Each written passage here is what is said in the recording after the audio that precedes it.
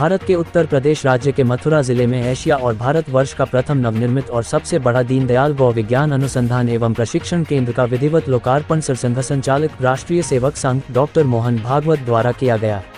प्राचीन काल से हमारे ग्रंथों में गाय को माता के रूप में पूज्य माना जाता है और गाय का दूध जीवनदायक होता है। हमारे ग्रंथों में वर्णन है कि समुद्र मंथन से 14 रत्नों की उत्पत्ति हुई थी, जिसमें कामधेनु गाय भी थी। इसी से हम गाय के महत्व को समझ सकते हैं। यह हमारे उत्तराखंड राज्य के लिए बड़े ही हर्ष का विषय है कि हमारे राज्य में स्थित मदहुट विश्वविद्यालय के कुलपति प्रोफेसर डॉक्टर नरेंद्र शर्मा को यह अमूल्य अवसर मिला और कुलपति भारत के प्रथम दीनदयाल गौ अनुसंधान एवं प्रशिक्षण केंद्र का हम हिस्सा बनने का सुअवसर मिला। यह निसंदेह हमारे देश के लिए मील का पत्थर साबित होगा। देखिए सहारा लाइव न्यूज पर रुड़की से ईश्वर चंद की खास रिपोर्ट। देखिए, इसमें सबसे पहले तो मैं आपको बताना चाहूँगा कि दीनदयाल गौ विज्ञान अनुसंधान एवं प्रशिक्षण केंद्र जो परखम मथुरा में नवनिर्मित है, अभी 28 तारीख को सरसंघ चालक राष्ट्रीय स्वयं सेवक संघ परम पूजनीय डॉक्टर मोहन भागवत जी द्वारा वहाँ पर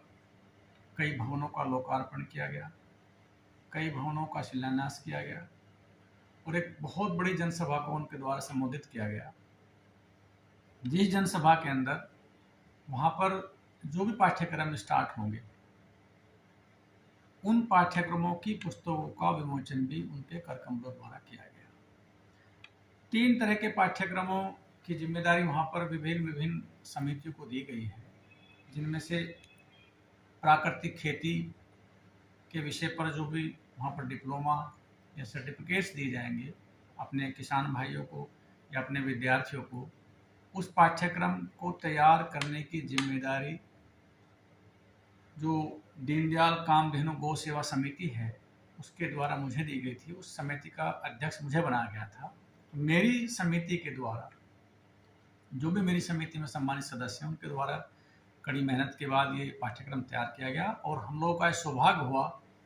कि इतने बड़ी जनसभा के बीच, जहाँ पर दीदी रितंबरा जी, हमारे आदरणीय श्री शंकर लाल जी या हमारी माँ मंगला माता जी और जो सरसंघ चालक डॉक्टर मोहन भागवत जी हैं, उनके द्वारा उस पुस्तक का वहाँ पर विमोचन किया गया। तो मुझे तो बड़ी खुशी है और मेरे मदहुट परिवार को बड़ी खुशी है कि मुझे इस सभा का, इस पाठ्यक्रम को तैयार करने की जिम्मेदारी दी गई, जिसको मैं अच्छे से निभा सका। और मुझे पूरा विश्वास है कि हम इस पाठ्यक्रम के माध्यम से उस संस्थान को, जो उस समिति के द्वारा सोचा गया है, जिसमें लगभग 200-250 करोड़ रुपया का निवेश होने वाला है, वो किसानों के लिए, हमारे विद्यार्थियों के लिए मील का पत्थर साबित होगा। उस शोध को करने के लिए वहाँ पर विभिन्न तरह की प्रयोगशालाएं भी बनाई जा रही हैं, चाहे वो आपके पंचगव्य चिकित्सा के माध्यम से हो या आपकी प्राकृतिक खेती के माध्यम से हो। उनसे रिलेटेड जितने भी हम लोगों को प्रयोगशालाओं की ज़रूरत होगी, उन पर हम लोग प्रॉपर डिजाइन उनको दे चुके हैं,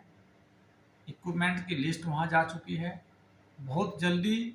उस लेवल पर काम होना स्टार्ट होने वाला है और जो वैज्ञानिक वहाँ पर इस से काम करेंगे उनको पूरी सुविधाएं, क्योंकि रिसर्च जब भी संभव है जब उसको उनके संसाधन जिसकी ज़रूरत होती है वैज्ञानिक को वो दी जा सके। तो वहाँ की जो समिति है उसके द्वारा हम सभी लोगों को आश्वस्त किया गया है कि सभी तरह की प्रयोगशालाएं वहाँ पर निर्मित होंगी, हो सकेगा, क्योंकि उसी को दिमाग में रखते हुए, उसी को माइंड में रखते हुए हमारे वैज्ञानिक लोग उस पर काम करेंगे। और मैंने बताया कि उसी तरह की, उसी लेवल की लैब वहाँ पर तैयार की जा रही है। सभी लोग इसमें, जो भी हमारे समितियों में जो लोग हैं, सभी विद्वान लोग हैं। ज़्यादातर लोग अलग अलग विश्वविद्यालयों में प्रोफेसर्स हैं या कुछ रिटायर्ड लोग हैं जो सेवानिवृत्त हो चुके हैं, उन सब की सेवाएं ली जा रही हैं और बहुत अच्छे लेवल पर। मतलब मुझे लगता है कि ये हमारे भारतवर्ष का पहला ऐसा संस्थान होगा जहाँ पर इस तरह की शोध, हमारी जो आयुर्वेदिक पशु चिकित्सा है इसके ऊपर वहाँ शोध होगी, पंचगव्य चिकित्सा के ऊपर शोध होगी, प्राकृतिक खेती जो हमारी परंपरागत खेती होती थी कभी,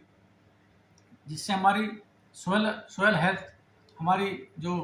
ह्यूमन हेल्थ है उस पर प्रभाव हमारे केमिकल से जो पड़ रहा है, उसको कम करने के लिए हम लोग वहाँ प्राकृतिक खेती के द्वारा भी